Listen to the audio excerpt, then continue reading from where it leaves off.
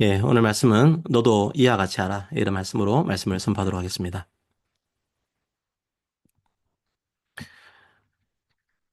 오늘은 선한 사마리아인의 비유에 대해 말씀드리겠습니다. 그 유명한 비유죠. 심지어 성경을 안 읽는 분들도 선한 사마리아인이 어떤 의미인지 알고 있습니다. 그래서 선한 사마리아인 법도 있고 병원도 있습니다. 성도님들이 너무 잘 알고 있어서 오히려 설교를 잘 안 하게 되는 경향도 있습니다. 하지만 맛있는 음식은 아무리 먹어도 질리지 않습니다. 성경은 우리의 일용할 양식입니다. 맛있는 양식이죠. 보고 또 봐도 새롭습니다. 볼 때마다 새로운 감동이 있습니다. 오늘도 주님께서 이 익숙한 본문으로 새로운 은혜를 주시기를 축복합니다. 아마 이 선한 사마리아인의 비유가 어떤 내용인지 대충 줄거리는 알고 계실 겁니다. 짧게 그 줄거리를 말씀드리겠습니다. 어떤 사람이 예루살렘에서 여리고로 가고 있습니다. 쉬운 길이 아닙니다. 예루살렘은 해발 800m에 있습니다. 그런데 여리고는 해수면보다 낮습니다. 해수면보다 300m 낮습니다. 고도차가 엄청 심한 거죠. 그러다 보니까 예루살렘에서 여리고로 가는 길은 매우 가파릅니다. 옆에는 낭떠러지도 있습니다. 나무도 없고 풀도 없습니다. 엄청 위험한 도로인 거죠. 자, 하지만 상인들이 이 길을 다녀야 했습니다. 장사를 해서 먹고 살기 위해서는 가야 하는 거죠. 그리고 유대인들은 중요한 절기에 예루살렘을 방문하기 때문에 이 길을 다녀야 했습니다. 하나님께 예배드리기 위해서 이 길을 가는 거죠. 예루살렘을 가는 순례자들도 많았습니다. 그래서 강도들도 많았습니다. 석회암 바위들이 있는데요. 그 뒤에 숨어서 지나가는 사람들 약탈을 한 거죠. 그 당시에 예루살렘에서 여리고로 가는 이 도로를 피의 길이라고 불렀다고 합니다. 혈로라고 부른 거죠. 그러니까 예수님께서 이 길을 배경으로 해서 비유를 말씀하실 때 청중들이 충분히 그 의미를 이해했을 겁니다. 비유를 보면 어떤 사람이 강도를 당합니다. 너무 심하게 다쳤습니다. 가만히 두면 죽을 수 있는 그런 상태입니다. 그 옆을 제사장이 지나갑니다. 그리고 레위인도 지나갑니다. 오늘날로 따지면 종교적인 지도자들이죠. 아마도 예루살렘에서 하나님께 제사를 드리고 여리고로 돌아가는 길이었을 겁니다. 그런데 그 죽어가는 사람을 구하지 않습니다. 오히려 피해갑니다. 이유는 정확하게 알 수 없습니다. 율법에 따르면 시신을 만지면 부정해지니까 피했을 수도 있습니다. 아니면 주위에 강도들이 있을 수 있으니까 급하게 피했을 수도 있습니다. 아니면 다른 급한 일이 있어서 가던 길을 재촉했을지도 모릅니다. 어쨌든 강도를 당한 그 사람을 종교 지도자들, 그러니까 그 시대의 리더들이 구하지 않습니다. 이 비유를 듣는 사람들은 마음이 급하겠죠? 빨리 강도당한 이 사람을 구해야 될 텐데 누가 구해줄까? 이 사람의 생명을 구해줄 영웅을 고대했을 겁니다. 이 비유를 듣고 있던 유대인들은 누가 나오기를 기대했을까요?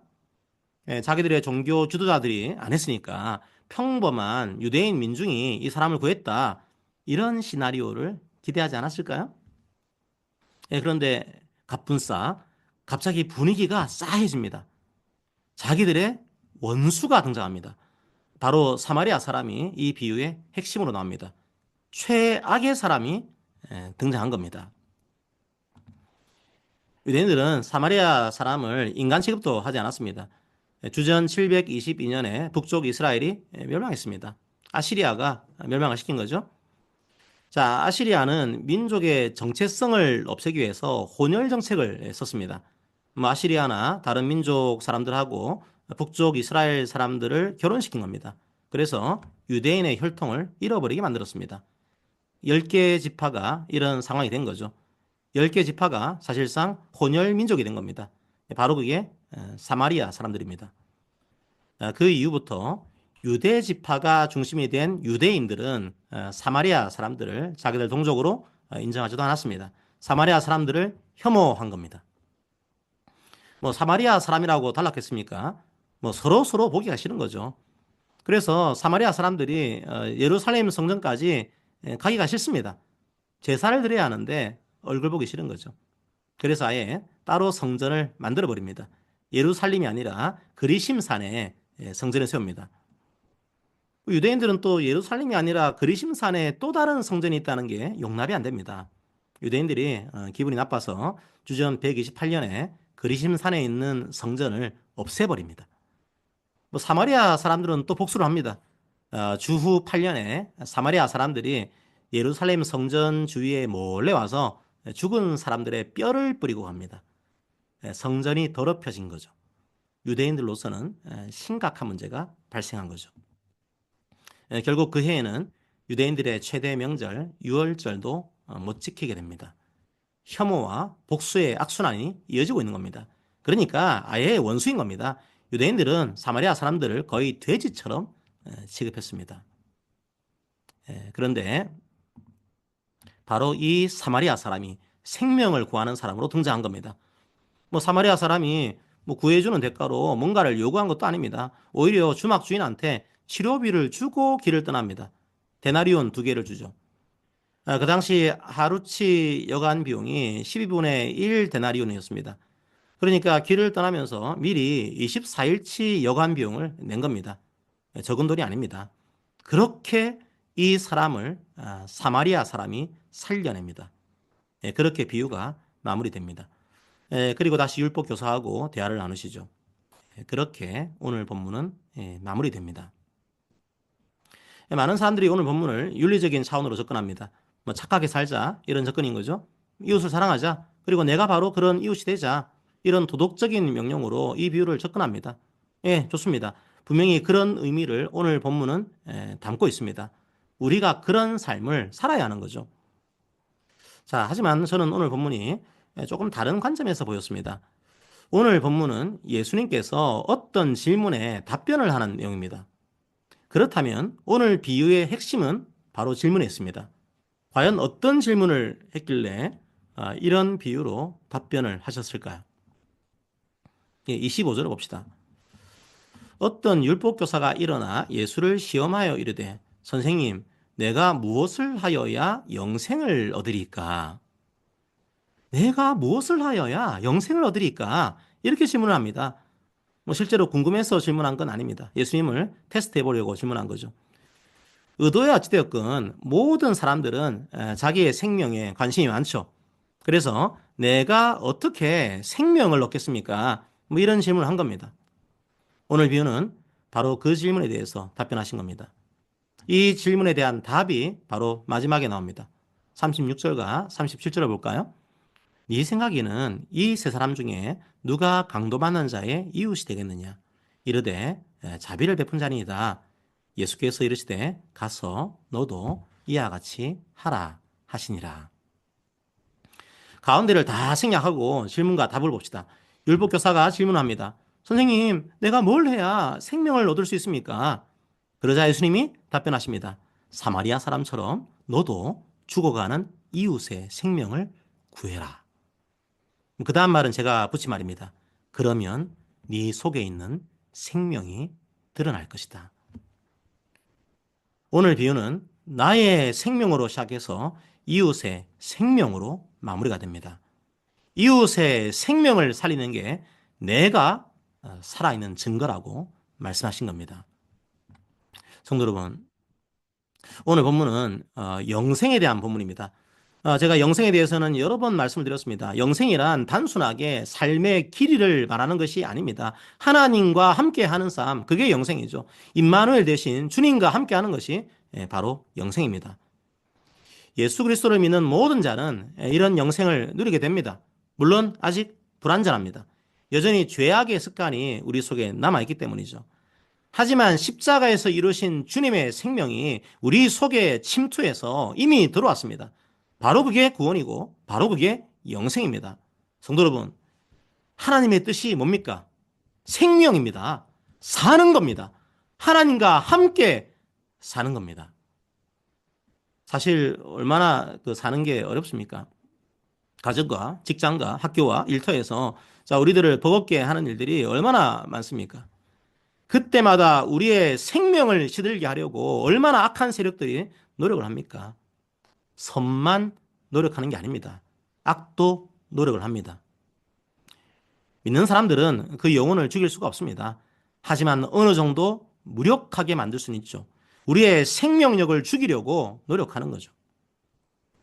그때 그 유혹에 빠져서 낙담할 때가 있습니다. 스스로의 영혼을 죽일 때가 있습니다. 자, 그럴 때마다 여러분의 속에서 탄식하시는 하나님의 음성에 귀를 기울이십시오. 바로 말씀의 소리입니다. 왜 말씀을 읽어야 할까요? 말씀을 읽는 것 자체가 목적이 아닙니다. 그러면 말씀을 읽는 게 속박이 됩니다. 말씀을 읽는 게 그냥 율법적인 행위가 됩니다. 왜 말씀을 묵상할까요? 우리의 영혼이 살기 위해서입니다. 말씀 속에 있는 생명을 매일 먹지 않으면 우리의 영혼이 시들기 때문입니다. 말씀 속에서 생명을 묵상하십시오. 그 생명 때문에 주님께서 십자가를 지셨습니다. 여러분의 영혼과 육체를 스스로 죽이지 마십시오. 사는 것이 주의 뜻입니다. 우리는 생명이 주의 뜻이란 걸 알고 있는 사람들입니다. 그런데 오늘 비유는 여기서 한 걸음 더 나아갑니다. 우리 속에 생명이 있다는 걸 우리가 어떻게 입증할 수 있습니까? 다른 사람을 살려낼 때 우리 속에 주의 생명이 있다는 걸 우리가 경험하게 됩니다. 자, 그러므로 우리가 생명을 경험하기 위해서는 살려내야 합니다. 그게 주의 뜻입니다. 살아있는 자들이 죽어가는 자들을 일으켜 세우는 것. 바로 그게 주님의 뜻입니다. 바로 그게 우리 생명의 증거입니다. 자기 속에 생명이 있다고 간증하는데 다른 사람의 생명을 죽이고 있다면 어떨까요? 과연 그 속에 생명이 있는 게 맞을까요? 자기의 생명과 이웃의 생명은 연결되어 있습니다. 살아있는 자가 죽어가는 자를 살릴 때 그 생명이 참된 생명으로 입증됩니다. 이웃의 영혼을 죽이지 마십시오. 살리는 것이 주의 뜻입니다. 생명이 바로 주의 뜻입니다. 주께서는 모든 사람이 살기 원하십니다. 나 혼자만 사는 게 아니라 함께 사는 겁니다. 바로 그게 하나님의 뜻입니다. 왜 예수님께서 십자가를 지셨습니까? 죄가 있으면 살 수 없기 때문입니다. 그래서 우리의 모든 죄를 지시고 죽으신 겁니다. 그리고 부활하신 겁니다. 우리를 살리기 위해서 주님은 십자가를 지셨습니다. 사실 그 기독교적 배경을 가진 드라마는 아닌데요. 최근에 넷플릭스 드라마를 하나 봤습니다. 복싹 속았수다라는 드라마인데 그 지하철에서 보다가 눈물이 나서 혼났습니다. 그 기회가 되면 6화는 보시면 좋을 것 같습니다. 죽어가는 사람을 살리는 이야기입니다. 6화의 제목이 삶인 사라진다입니다. 조금 스포를 해서 말씀드리겠습니다. 그 젊은 부부가 세 남매를 낳았는데요. 이런저런 일들이 겹쳐서 막내 아이가 세상을 떠나게 됩니다. 자, 엄마와 아빠, 누나와 형이 다 마음속에 그 막내를 자기가 죽였다는 죄책감에 빠져서 살게 됩니다. 한 생명이 사라지자 그 가족의 모든 생명도 죽어가게 되는 겁니다. 자, 그런데 그 가족이 다시 살아나는 이야기를 6화에서 그려내고 있습니다. 마을 공동체가 그 가족을 살려내는 이야기입니다. 매일매일 쌀통에 하루씩 쌀을 몰래 넣어주는 주인 할머니가 나옵니다. 자, 그리고 해녀 이모들이 힘들게 딴 전복을 그 죽어가는 가족에게 나눠줍니다. 피 한 방울 섞이지 않은 새엄마가 몰래 방세를 내줍니다. 그렇게 그 가족의 방에 다시 온기가 돕니다. 그렇게 살아나는 이야기입니다. 살기 위해서는 누군가가 살려야 합니다. 주님은 우리가 그 살리는 사람들이 되기 원합니다. 우리가 살리지 않는다면 그들은 죽을 수도 있습니다. 그리고 우리가 시들어갈 때 다른 성도들이 또 우리를 살릴 겁니다. 그 드라마에서 마을 공동체가 그 주인공의 가족을 살린 일을 회상을 하면서 주인공이 이런 말을 합니다. 때마다 입속에 밥술 떠먹여주는 이들이 있어서 사라지더라. 유채꽃이 혼자 피나 꼭 때로 피지. 혼자였으면 골백번 꺾였어.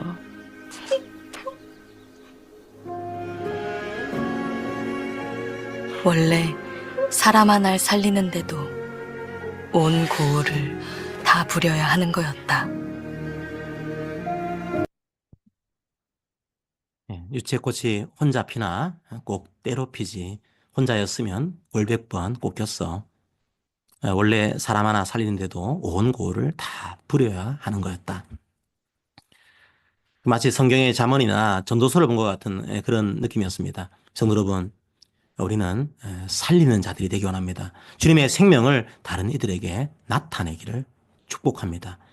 여러분의 영혼이 지금 시들어 있다면 주님께서 다른 이들을 통해서 여러분에게 이 생명을 다시 경험하게 해주시기를 축복합니다.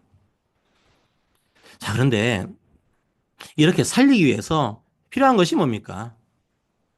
그렇게 살아가면 됩니다. 무슨 말일까요? 거창한 게 아니라는 말입니다. 무슨 거대한 종교적인 의식이 필요한 게 아닙니다. 그냥 우리의 삶에서 강도 만난 사람을 만날 때 그때마다 살리면 됩니다. 오늘 본문에 나오는 제사장과 레위인을 보십시오. 열심히 종교 활동을 하는 사람들이었습니다. 그 험한 길을 와서 예배에 참석했습니다. 사실 자기가 강도를 당할 수도 있는데 그 길을 간 겁니다. 대단한 사람들입니다. 어떤 측면에서는 율법을 철저하게 지킨 사람들입니다. 시신을 만지면 부정해질 수 있으니까 혹시나 싶어서 그 시신을 만지지 않았습니다. 매우 종교적인 사람인 거죠. 하지만 그 속에 사랑이 없었습니다. 종교활동을 했지만 생명이 없었습니다. 생명이 없으니까 사랑도 없습니다. 하지만 사마리아 사람은요, 34절을 보면 기름과 포도주를 그 상처에 부어줬습니다. 기름하고 포도주는 일종의 응급조 치약이었습니다. 자기가 급할 때 사용해야 하는 비상약 같은 거죠. 자기를 위한 비상약을 강도당한 사람에게 사용한 겁니다. 자, 그런데 이 기름과 포도주는 또 다른 의미가 있습니다. 레위기 23장 13절을 볼까요? 그 소재로는 기름 섞은 고운 가루 10분의 2 에바를 여호와께 드려 화제로 삼아 향기로운 냄새가 되게 하고 전제로는 포도주 4분의 1 흰을 쓸 것이며, 이 기름과 포도주가 또 언제 필요할까요? 여행길에 하나님께 제사 드릴 때 사용하는 겁니다. 매우 귀중한 선물입니다. 만약 제사장이었다면 어떻게 했을까요? 이렇게 하나님께만 바치는 귀한 기름을 이런 사람에게 쓸 수는 없어. 그렇게 하지 않았을까요? 자, 그런데 사마리아 사람은 거기에 얽매이지 않았습니다. 일단 살리는 게 중요했던 거죠. 하나님께 바쳐야 할 그 귀한 기름과 포도주를 죽어가는 사람을 위해 사용했던 겁니다. 일상의 예배를 드린 겁니다. 삶의 예배를 드린 겁니다. 그걸 하나님께서 뭐라고 하실까요? 나를 위해 바쳐야 할 기름을 사람을 위해 사용하다니 못난 놈. 그렇게 말씀하실까요? 아니요. 주님은 기뻐하셨을 겁니다. 바로 그게 주님께서 원하셨던 겁니다. 호세아 6장 6절을 읽어봅시다. 나는 인애를 원하고 제사를 원하지 아니하며 번제보다 하나님 아는 것을 원하노라. 주님께서는 사랑을 원하십니다. 생명을 원하십니다. 사랑과 생명이 없는 제사는 아무 의미가 없습니다. 오히려 사마리아 사람이 주님께서 기뻐하는 제사를 드린 겁니다. 제사장과 레위인은 성전에서 성실하게 제사를 드렸습니다. 매우 종교적이었습니다. 하지만 성전문을 나서는 그 순간부터 제사를 드리지 않았습니다. 자기의 생명에만 관심이 있었고 이웃의 생명에는 관심이 없었기 때문이죠. 성도 여러분, 일상에서 살아가시면 됩니다. 거창하게 생각하실 필요가 없습니다. 36절에는 누가 이웃이 되겠느냐 이렇게 번역을 했는데요. 공동 번역을 보게 되면 누가 이웃이 되어 주었느냐 이렇게 번역을 하고 있습니다. 저는 이 번역이 더 좋다고 생각합니다. 유대인들은 이제 이웃을 정의하고 싶어 했습니다. 어디까지가 내 이웃인가 그걸 정하고 싶어 했던 거죠. 그래서 이웃의 한계를 정했습니다. 그 당시 유대인들에게는 이웃의 한계를 정하는 원이 있었습니다. 그 원의 중심에는 자기가 있습니다. 그 다음에는 자기의 가족이 있습니다. 그리고 그 다음에는 자기의 친척과 친구들이 있습니다. 그 다음에는 같은 신앙을 가진 유대인들이 있습니다. 그리고 원의 제일 끝에는 유대교로 개종한 이방인들이 있습니다. 거기까지가 그들의 원이었습니다. 거기까지가 그들의 이웃이었습니다. 그래서 그들의 관심은 한계를 짓는 겁니다. 그들만의 이웃을 정하는 거죠. 팔레스타인 땅에서 일어나는 비극을 보십시오. 왜 그런 일들이 일어날까요? 그들이 원 밖에 있기 때문입니다. 이방인들은 이웃이 아니기 때문입니다. 왜 유대인들이 누가 이웃입니까? 예수님께 이런 질문을 했을까요? 자꾸만 예수님이 원 바깥에 가시는 겁니다. 원 바깥에 있는 사람들과 만나고 계신 겁니다. 그들의 시각에서는 이방인이 이웃이 아닙니다. 세리와 창기가 이웃이 아닙니다. 하나님의 심판을 받아서 아픈 환자들도 이웃이 아닙니다. 아마도 제사장과 레위인이 그래서 강도 만난 사람을 피했을지도 모릅니다. 아마 저 사람은 하나님의 심판을 받아서 강도를 당했을 거야. 그렇게 생각했을지도 모릅니다. 유대인들에게 이웃은 고정돼 있었습니다. 하지만 예수님이 볼 때 이웃은 날마다 새롭게 창조됩니다. 매일매일 생명이 시들어가는 모든 사람들을 만날 때 그들에게 이웃이 되어주라는 겁니다. 누가 내 이웃인가? 그런 바운더리를 정하는 게 아니라 매일매일 강도당한 자를 만날 때마다 그 이웃이 되어주라는 겁니다. 바로 그게 우리가 드려야 할 삶의 제사입니다. 성도 여러분, 우리는 죽이는 자들이 아닙니다. 우리는 살리는 자들입니다. 주님께서 십자가로 우리를 살리셨습니다. 그러므로 우리는 살아야 합니다. 그리고 우리도 살려야 합니다. 그게 주의 생명을 가진 자들의 당연한 본성입니다. 만약에 스스로의 생명이 시들어 있다면 주위의 사람들과 말씀으로 교제하기 원합니다. 우리의 생명과 사랑이 시들어가는 것, 그게 악한 세력들이 원하는 겁니다. 악에게 지지 마시고 선으로 악을 이깁시다. 그리고 그 생명을 가지고 죽어가는 자들을 살립시다. 자기의 가족이 될 수도 있고, 친구가 될 수도 있고, 직장 동료가 될 수도 있고, 상사가 될 수도 있고, 부하가 될 수도 있습니다. 큰 틀에서는 이웃 공동체와 국가가 될 수도 있습니다. 이웃의 바운더리를 정할 필요는 없습니다. 매일매일 죽어가는 자들의 이웃이 되어주면 됩니다. 각자의 분량만큼만 하면 됩니다. 부담을 드리는 게 아닙니다. 바로 그게 자기 스스로가 생명을 누리는 일이기 때문입니다. 유채꽃이 홀로 피지 않습니다. 때로 핍니다. 맞습니다. 주님이 그렇게 우리를 창조하셨습니다. 서로가 서로를 사랑하고 서로가 서로를 살리는 우리 교회가 되기를 기도합니다. 그리고 우리 일상에서 만나는 모든 사람들에게 이웃이 되어주는 그런 은혜가 있기를 축복합니다. 살려내고 살려냅시다. 십자가로 이루신 주의 생명과 사랑을 우리들의 일상에서 풍성하게 누리시기를 축복합니다. 우리 사회는 현재 증오와 혐오의 물결이 넘쳐나고 있습니다. 교회는 살리는 모임입니다. 일부 이단들과 일부 잘못된 교회가 증오와 혐오를 부추기면서 거친 말과 행동으로 사람들을 죽일 때 우리는 그 길을 가지 말아야 합니다. 우리는 살려야 합니다. 사람의 영혼을 찌르고 죽이는 그런 극단적인 종교 집회는 가지 않기를 권면합니다. 우리는 평화를 말해야 합니다. 우리는 사랑을 말해야 합니다. 그리고 그 생명과 사랑을 살아내야 합니다. 그게 주께서 십자가를 지시고 부활하신 이유입니다. 주의 성령께서 도우실 것입니다. 그 은혜가 함께 하시기를 축복합니다. 아멘. 함께 주의 십자가를 기억하면서 우리가 살려내고 우리가 또 살아가겠습니다. 자, 기도한 마음으로 찬양하겠습니다.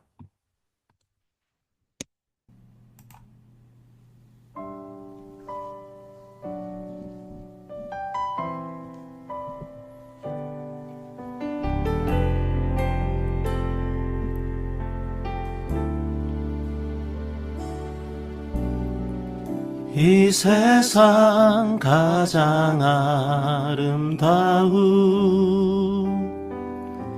순종의 눈물 온 세상 다시 빛나게 한 생명의 눈물 그가 이 땅에 오신 이유 죽어야 살게 되고 져야만 승리하는 놀랍고 영원한 신비 지으신 그대로 회복시킨 우리의 창조주 그리스도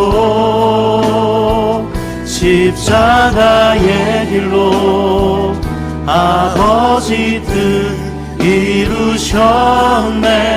그가 이 땅에 오신 이유 이제 우리에게 맡겨진 그 소망 그 사랑 그 생명 아름답고 눈부신 십자가의 길 우리가 이 땅에 살아가 이유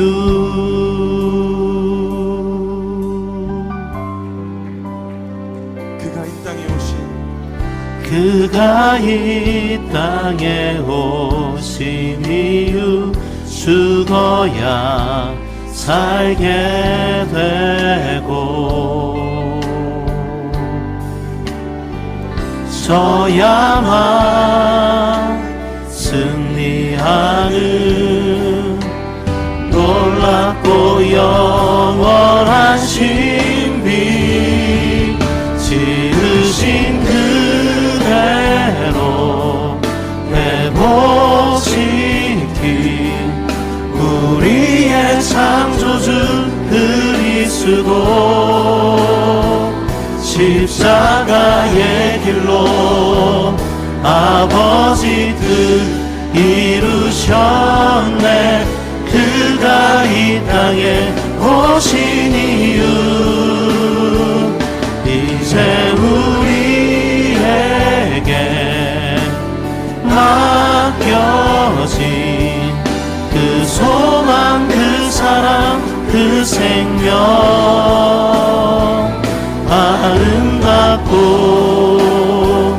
눈부신 십자가의 길 우리가 이 땅에 살아가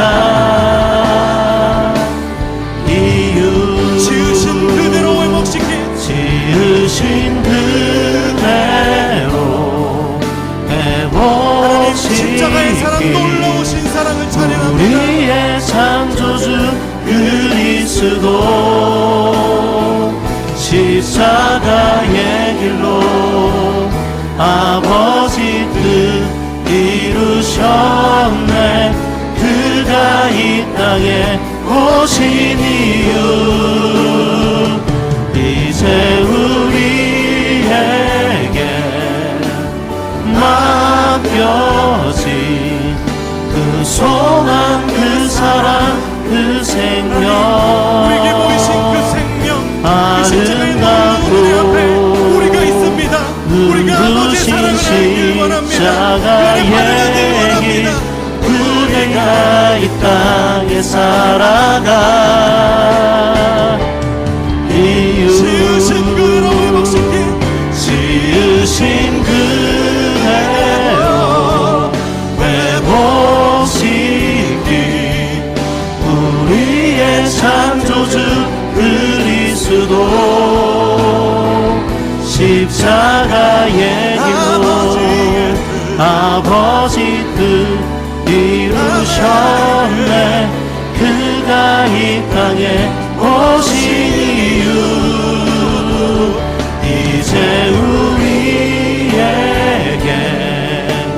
맡겨진 그 소망 그 사랑 그 생명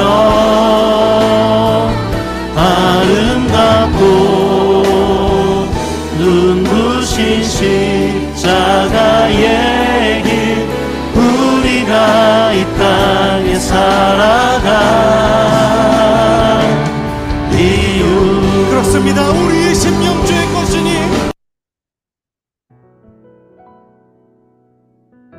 자, 오늘 말씀을 기억하면서 함께 기도합시다.